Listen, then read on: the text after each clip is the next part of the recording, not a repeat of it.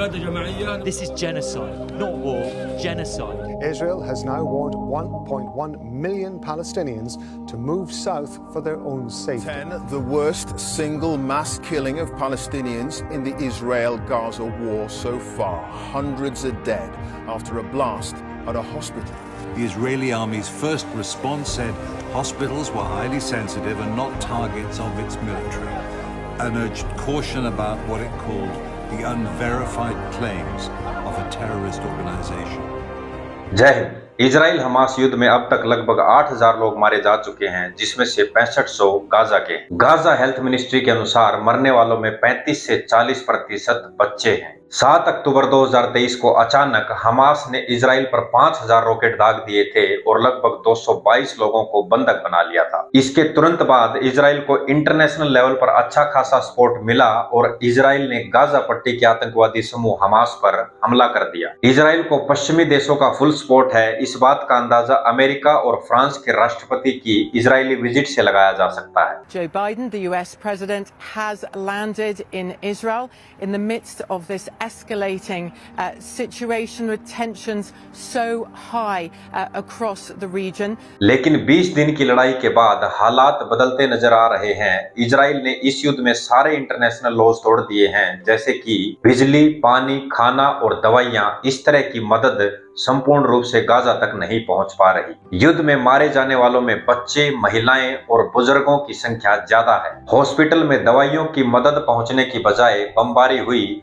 जिसमें लगभग 500 मरीज मारे गए। संयुक्त राष्ट्र संघ के शरणार्थी कैंप पर भी हमला हुआ। इजराइल को अपनी रक्षा करने का अधिकार है, लेकिन लोगों को घेराबंदी में रखना, उन्हें बुनियादी जरूरतों से वंचित करना और सामूहिक दंड देना अंतर्राष्ट्रीय कानून का गंभीर उल्लंघन है। वर्तमान इजरायली बमबारी अभियान में ऐसा कुछ भी नहीं है जिससे पता चले कि वह भेदभावपूर्ण हिंसा का उपयोग कर रहा है। इसके हिसाब से हमास गाजा के असहाय लोगों को ढाल के रूप में इस्तेमाल कर रहा है। अमेरिका और अन्य पश्चिमी देशों को इस बात पर जोर देना चाहिए कि इजराइल युद्ध के कानूनों का पालन करे। यदि नहीं तो वे ग्लोबल साउथ में इस राय को सुदृढ़ करेंगे कि अंतर्राष्ट्रीय कानून एक ऐसी चीज है जिसका वे सुविधा होने पर समर्थन करते हैं, और जब यह सुविधाजनक नहीं होता तो वे इसे बेकार करार देते हैं। इजराइल ने नॉर्थ गाजा में रह रहे 10 लाख लोगों को 24 घंटे का अल्टीमेटम दिया कि सब लोग साउथ गाजा में चले जाएं। Israel has now warned 1.1 million Palestinians to move south for their own safety. Israel wants all these people, including UN workers, to move to the south of Wadi Gaza. कुछ लोगों ने पलायन करना शुरू किया तो 24 घंटे से पहले ही उनके ऊपर भी बमबारी हुई, जिसमें कई लोग मारे गए। यूनाइटेड नेशंस ने कहा कि ये पॉसिबल नहीं है क्योंकि 6 लाख लोग यूएन के शिविर में रह रहे हैं। संयुक्त राष्ट्र संघ ह्यूमैनिटेरियन ग्राउंड, वॉर वायलेशन और बेसिक सप्लाईज को बहाल करने की बार बार बात कर रहा है। संयुक्त राष्ट्र संघ के सेक्रेटरी जनरल ने कहा कि हम हमास को सपोर्ट नहीं करते, लेकिन हमास का हमला एकदम से नहीं हुआ है। I have condemned unequivocally the horrifying and unprecedented 7 October acts of terror by Hamas in Israel. Nothing can justify the deliberate killing, injuring and kidnapping of civilians or the launching of rockets against civilian targets. पिछले 57 सालों में फिलिस्तीन के ऊपर अत्याचार हुए हैं। वहां के लोग दम घोटू परिस्थितियों में रह रहे हैं। इजराइल को यूएन चीफ का यह बयान हजम नहीं हुआ और इजराइल को फिलिस्तीन के लिए वर्ल्ड लेवल पर लगातार मिल रही सपोर्ट भी पसंद नहीं आ रही है। इसके बाद इजराइल ने यूएन के कुछ अधिकारियों को वीजा देने से इनकार कर दिया और इजराइल के फॉरेन मिनिस्टर ने यूएन चीफ एंटोनियो गुतेरेस के साथ होने वाली मीटिंग भी रद्द कर दी है। संयुक्त राष्ट्र संघ को एक ताकतवर संगठन माना जाता है, लेकिन इजराइल उसकी रत्ती भर भी नहीं सुन रहा और इजराइल ने कहा है कि यूएन आतंकवाद को सपोर्ट करता है। गाजा के अलावा वेस्ट बैंक में भी तनाव है। वेस्ट बैंक में इजरायली फोर्सेज या लोकल्स के द्वारा 100 से ज्यादा फिलिस्तीनी मारे जा चुके हैं। सेकंड वर्ल्ड वॉर के बाद जब इजराइल बना तो 51% जमीन इजराइल को मिली और 49% फिलिस्तीन को। अरब युद्धों के बाद इजराइल की जमीन लगातार बढ़ती रही और उनके पास लगभग 84% जमीन हो गई, जबकि फिलिस्तीन के पास 16% ही रह गई। इसमें से भी कई जगह इजराइल ने अपनी अवैध बस्तियां बना रखी हैं। वेस्ट बैंक में 8 लाख इजरायली जबरदस्ती बसे हुए हैं, जिसको यूएन और यूएसए भी गलत मानता है। इजराइल की कतर के साथ और कतर की हमास से लगातार बातचीत जारी है।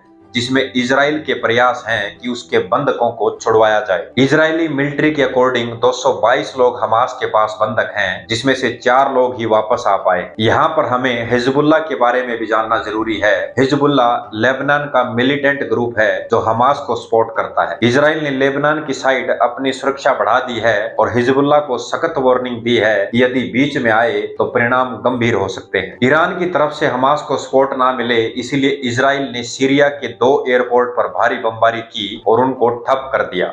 Now then, Israel has confirmed it is responsible for 2 simultaneous attacks in Syria.